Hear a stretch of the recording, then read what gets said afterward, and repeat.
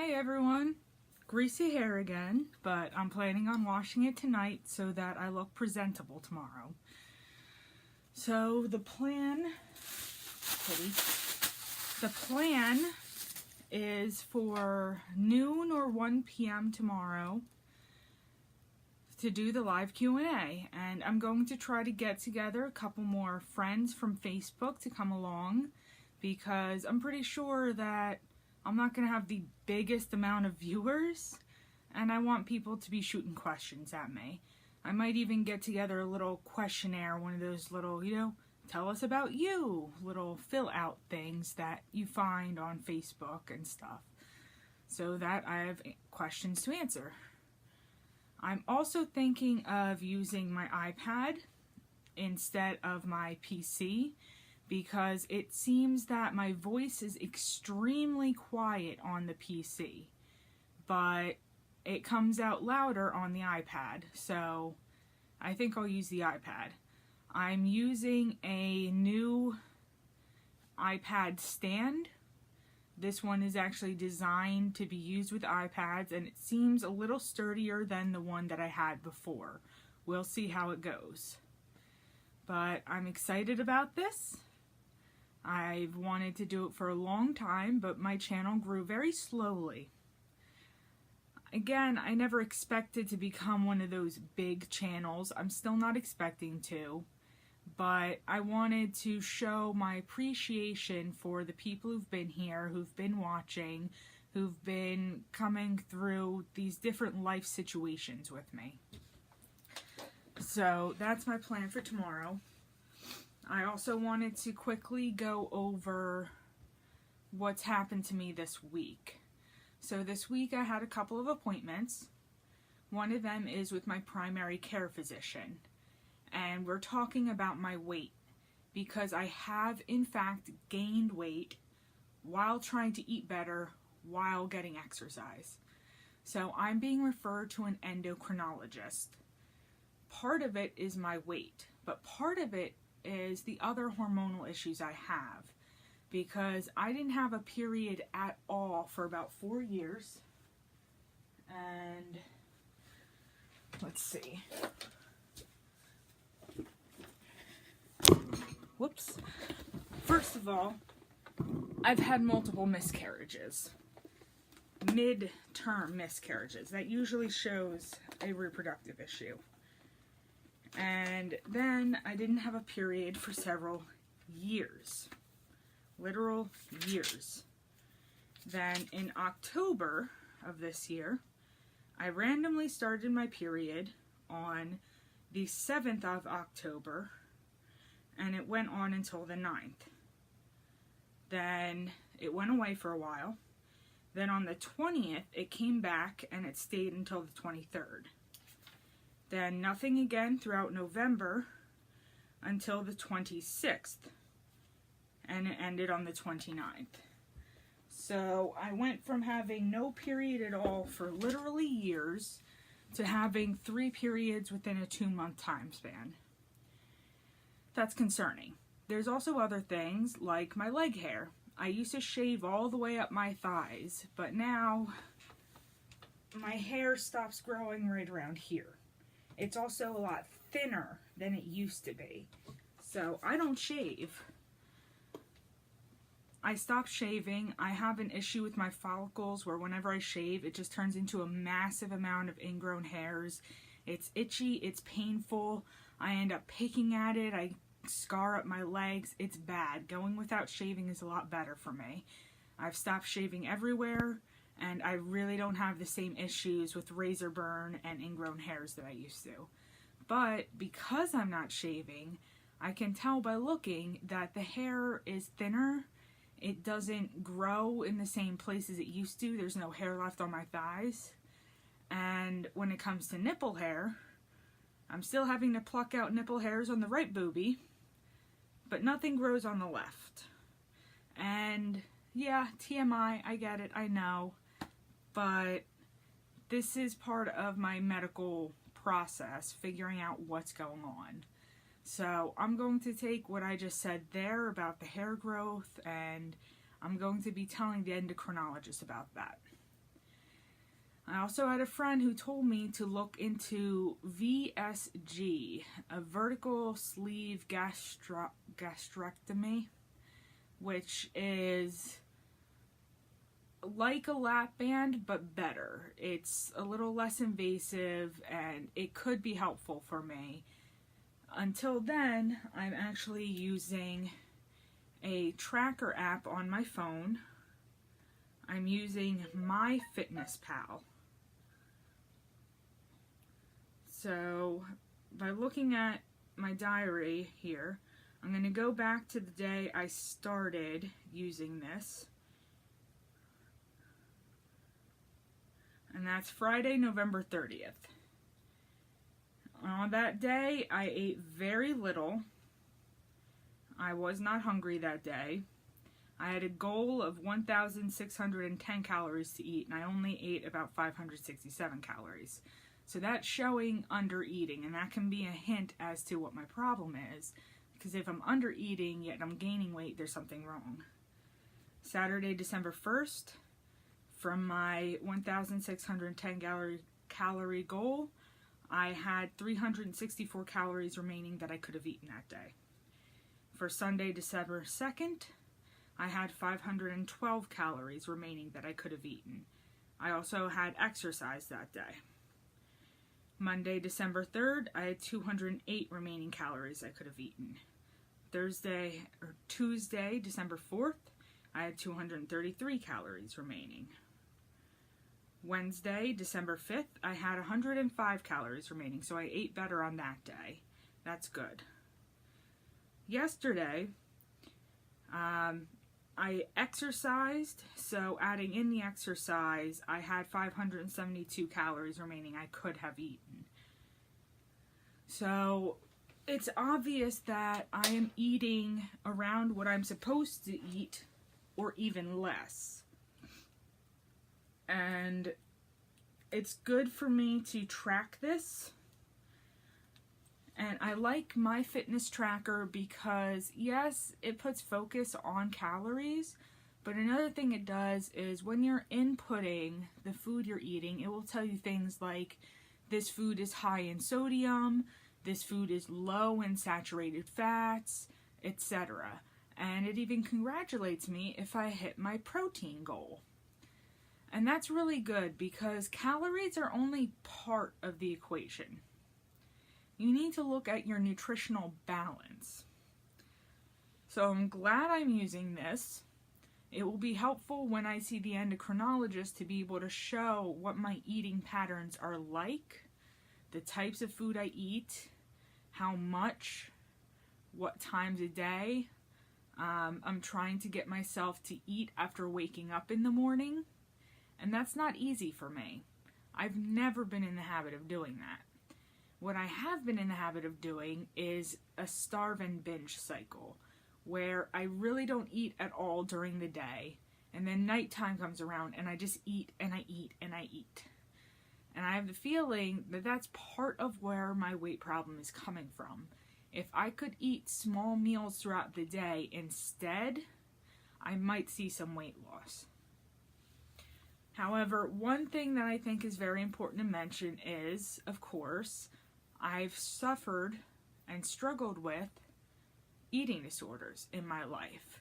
So trying to lose weight is difficult mentally. Physically, I am a little bit of a slave to my body saying, don't eat now. Okay, now you can eat. But I'm trying to change that. And I think I'm doing well there. But mentally, it's really hard. Because I know that starving myself is not the way to go. But parts of my brain are trying to tell me, when you weren't really eating at all, you were skinnier. So mentally, it's very difficult. But I do think I've gotten into a better place with that. I've decided that if I can lose weight in a healthy way, I'm going to do it. If I cannot lose weight in a healthy way, I'm going to keep wearing my waist trainer, and I'm going to get vintage style pinup dresses that flatter the figure by squeezing in at the waist, pushing the boobs up, and a big skirt to cover over the tummy area. Dress for your body type, right? But I know that for my health, it would be a lot better to be able to lose weight. I have scoliosis in 2 places and a herniated disc. I have back pain pretty badly too. I finally have access to my medical marijuana again, so that's good. But that doesn't reduce the stress on my back the way losing weight would. And that would really be nice. So, like I said, it's all about what I can do in a healthy way. If I can't lose weight in a healthy way, I just have to accept it. Hold on, my nose is itchy.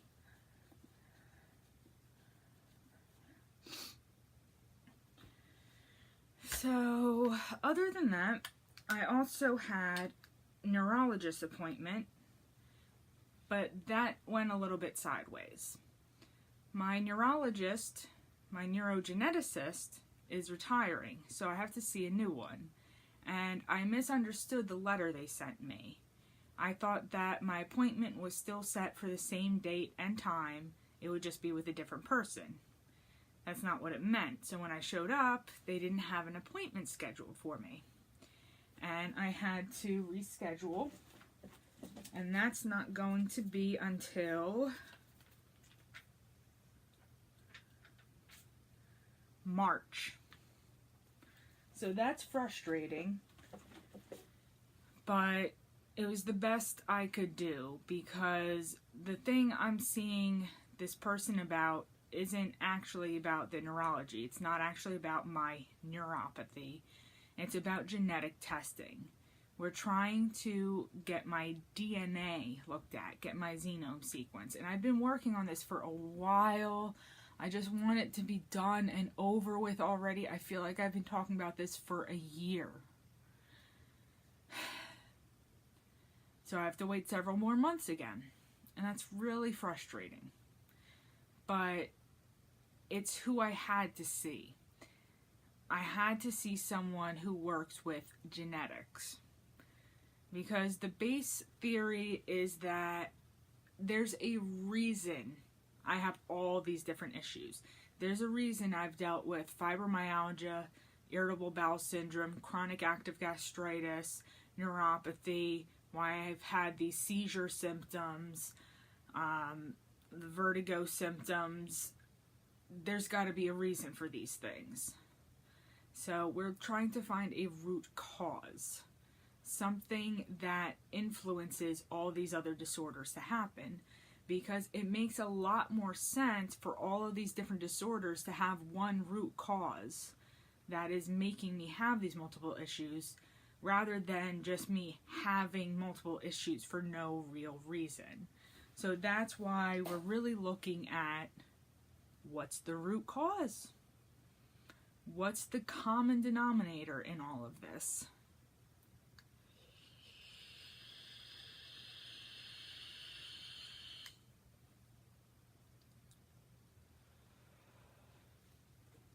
I personally have some theories that I'm not going to share because I'm not a doctor, and I don't like when people accuse me of self-diagnosing. There's a difference between self-diagnosing and having theories about what could be possible and keeping those theories in your head. That's fine.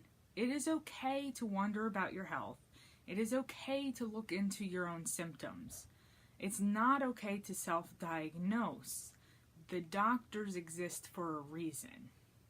So when I say I have theories, I say I have an idea of things that could be the answer, but I'm not positive. More work needs to be done. I think that the basis that I founded these theories on are good. They include a lot of research looking into the different issues I've had. And there's one theory that if I am correct on it, I'll be just like, oh my God, I know myself so well. I predicted this. And if it's not, I'm just going to be like wondering the cause for a different issue I've had. But again, I don't want to talk about what that theory is or why. I just wanted to say, you know, I have some ideas floating around in my head. I'm going to keep my eyes out for those. I'm not going to be disappointed if I don't have it, because I'm not a hypochondriac. I'm not looking for a certain diagnosis that I think I have. I'm looking for the truth of what's going on. And from finding that truth, I want to look into, is there a way to heal me? All I want in my life is to be able to be a good, productive member of society. And that's why there's one more thing I wanted to say before I go, and that is, I'm looking into schooling.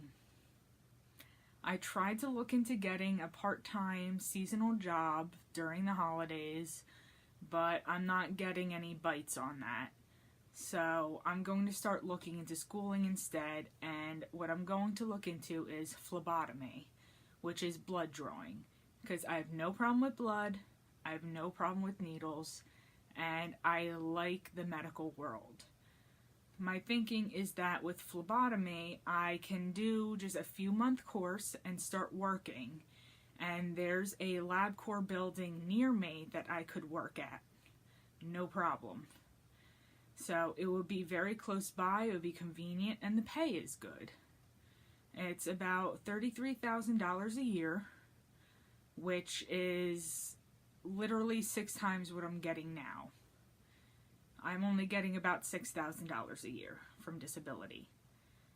And my idea is that I can get into working as a phlebotomist first, start earning some money, and go back to school for nursing or something else in the medical world. I'll find out what as I'm going. But first, to get into phlebotomy, to get myself a career, to get moving forward, that's a really big goal, because I don't want to rely on disability money. As much as I know, I really can't handle the type of work that's out there now, that even when I can handle the work, I need less hours and less duties, and I'm not going to get as much pay because I'm not working as much. It's frustrating, it's upsetting. I know that I need this money from disability to survive on, but I don't want to. I want to earn money on my own. I want to provide for myself. And if I could get into the world of medicine, I could provide for others. I would be getting paid money to live on, and in my actual duties of my job, I would be helping other people. And that would just be so good for me, because that's what I like to do. I like to help other people. That's why for Christmas this year, instead of getting my friends and family gifts, I decided on a few charitable donations, one of which I lent someone money back in October and they're struggling, so I told them not to worry about paying me back until after the holidays. I can wait until January or February to get that $100 back. It's okay, I can do without it for a little bit. It's fine. Another thing, and I need to check my messenger for the link about this, there's a little boy whose mother was a cancer survivor and she can't afford to spoil him for Christmas. So I'm going to donate a toy or some money through that. And the third thing I did was, I have a friend who's chronically ill. She's younger than me and she's dealing with a bunch of different things, one of which causes her to be really dizzy. So I bought her a shower chair with a back. Those are my 3 charitable donations, and that's what I would like to do with the rest of my life, is be charitable in some way. And if I can't do it monetarily, being able to do it in a job, that would be great for me. So this video has been definitely long enough. I'm going to let everyone go. And again, tomorrow, about noon or 1 p.m., I will be going live for a Q&A, and I hope to see people there. And remember, take care of yourself and love yourself. Have a lovely Friday.